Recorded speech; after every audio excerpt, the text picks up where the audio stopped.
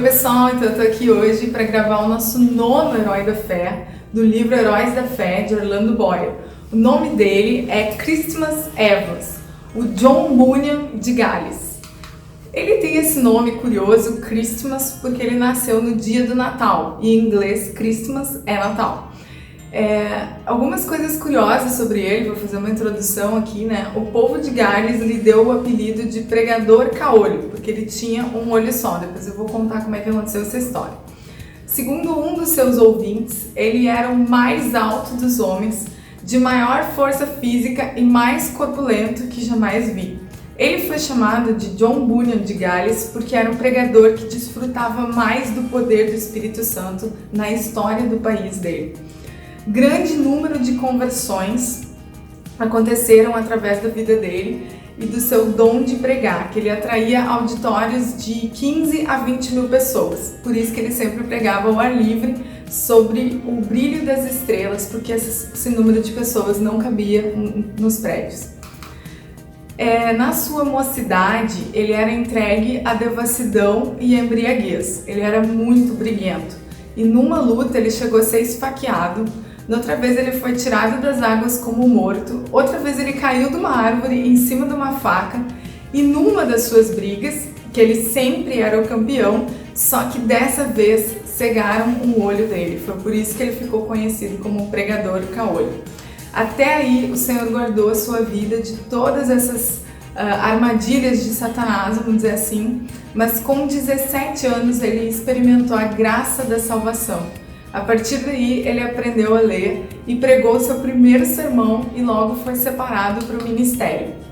No começo, seus sermões eram secos e sem fruto, mas em uma viagem, ele, assim, cavalgando no seu cavalo, voltando de uma pregação, ele decidiu subitamente entrar na floresta e gastar um tempo em oração, e ali ele derramou sua alma e lutou com Deus, e ele decidiu não sair de lá até ter uma experiência com o Criador, até ter uma experiência com aquele que chamou ele. E aí nesse dia ele foi cheio do poder de Deus e não saiu de lá sem sua resposta. A partir daí ele regozijava-se sempre em espírito de oração e surpreendeu-se com os frutos. Antes ele possuía dons e um corpo gigante. Agora ele recebeu também um espírito gigante, abrasado, um espírito fervoroso que queimava e ardia pelo Senhor. Ele era corajoso e humilde e não vivia para si, mas para Cristo. No sul, ele andava a pé, lá no país de Gales, e chegava a pregar 5 sermões por dia. Ele não andava bem vestido e tinha inclusive maneiras desastrosas, mas ele atraía grandes multidões para ouvi-lo, por causa do Espírito Santo na vida dele. Vivificado com o fogo do Espírito, muitas vezes os ouvintes rompiam em choro e vivenciavam outras manifestações. Eles eram conhecidos como os saltadores galeses.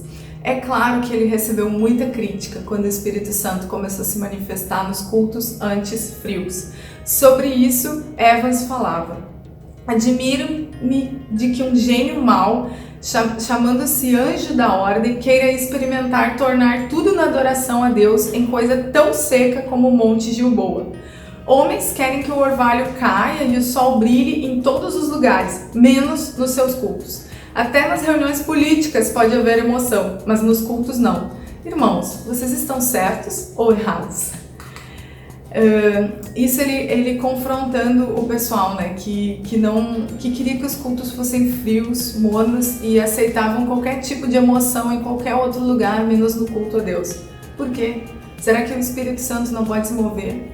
Será que ele não é vivo? Será que ele não é digno também da nossa emoção e não pode usar isso? Então essa aqui foi a expressão de Evans.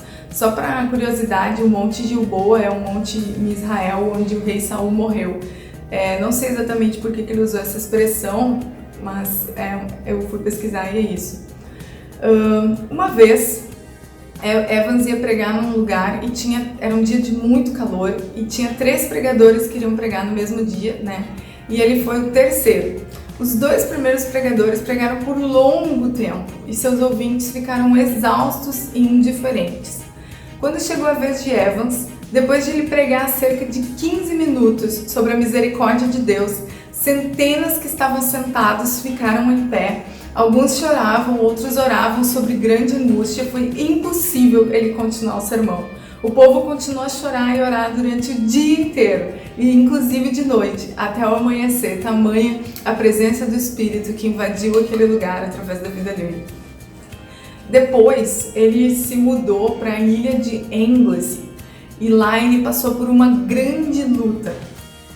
Ele enfrentou certa doutrina chefiada por um orador muito eloquente e instruído, era uma seita.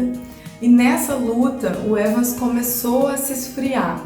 Gente, olha o que aconteceu, ele parou de orar. Ele perdeu o espírito de oração e o gozo da vida cristã. E aí então ele esfriou e não era mais o Christmas Evans de antes.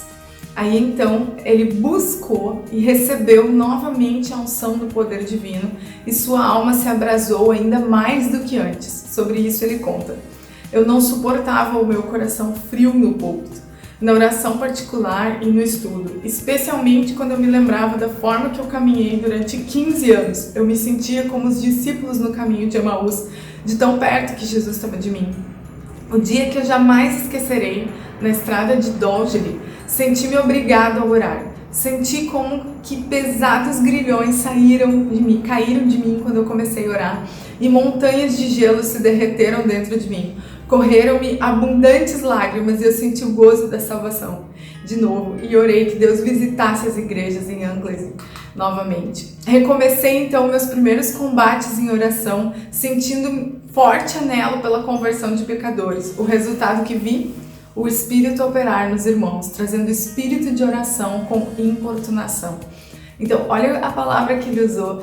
Comecei novamente combates em oração. Então, quando o Espírito ardeu no coração dele, ele entendeu de novo de combater em oração e orar contra aquilo que estava esfriando os irmãos, que tinha abatido ele e que impedia os irmãos de desfrutarem da graça de Deus, de desfrutarem do poder de Deus e da presença de Deus e da alegria da salvação. E então o avivamento começou. A convicção de pecado, como grandes enchentes, passava sobre os auditórios. O Espírito operava até o povo chorar e dançar de alegria. Ao ver a abundância da colheita, ele sentia seu zelo arder de novo, seu amor aumentar, e era levado a trabalhar mais ainda. Segundo ele, nem a melhor pessoa pode salvar-se sem o Espírito Santo, e nem o mais rebelde pode resistir ao poder do mesmo Espírito. Então, Evans entendeu essa dependência do Espírito Santo e o poder da oração. Eu achei muito interessante que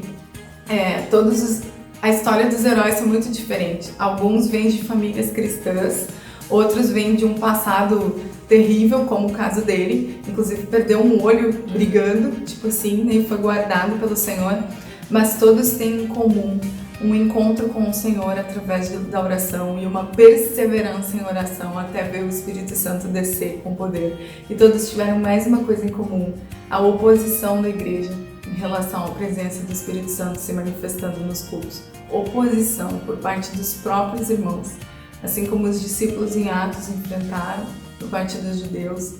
Então, sempre há uma luta para que um avivamento aconteça, e sempre há uma luta para que ele continue a acontecer.